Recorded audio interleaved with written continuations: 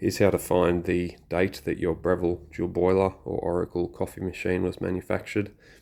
There's two different label types depending on how old your machine is. We'll look at both of them here. Now, to access the code, take out your water tank.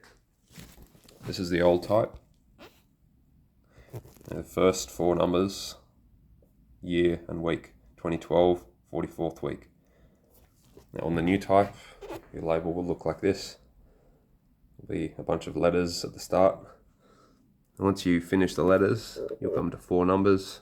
This machine is 1950 2019 50th week. And that's how it works.